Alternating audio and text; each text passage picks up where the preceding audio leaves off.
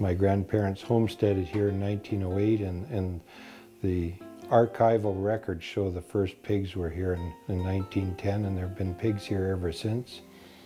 And when I was going to high school, there were actually 300 sows on this farm running around in pastures, and they were raising about 10 pigs per sow per year, the record showed. I went to University of Alberta, and I came back, and we carried on, expanded the operation, and we've been going since then. We have 2 children, and when we were growing up, of course, they were raised in this house, as I was raised in this house as well.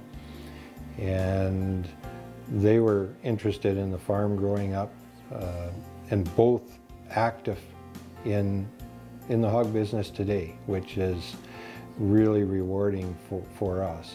It was always important, though, to be involved in other activities, but we've always felt that being involved in the community is important. Last night I was at a hockey game that my grandson was playing, and it was coached by my son, and it's just it's a lot of fun that way. When I first started out on a full-time basis in this business, I was involved in the Western Hog Growers Association and became an executive member there, and was president for a little while, and that rotated around, and in the 80s I was for a very short while a delegate to Alberta Pork, and after that was appointed to the board of Fletcher's Fine Foods and became chairman of Fletcher's Fine Foods for a while. Got involved at the Prairie Swine Center, was appointed to the board there, and was able to serve as chair of that organization for a few years, and that was a really rewarding thing. And then I ended up getting asked to sit on the Banff Pork Seminar Advisory Committee, and had the privilege of serving as chair for a couple of years. And currently I have the privilege of being on the Pork Value Chain Advisory Committee for Alma, sitting as chair of that. If I had any advice for somebody wanting to get into the pork industry, it would be, first of all, I think it is an industry with a future. The way the industry is now, with the technology that's there now, with the knowledge that's there now, I would say for sure, don't try to do it independently. Make sure that you're working with other people, that you're associated with groups that have the knowledge base that you can learn from. The big thing is that there's no one person in the industry knows enough about it to be able to do it independently, so it's important to work with others.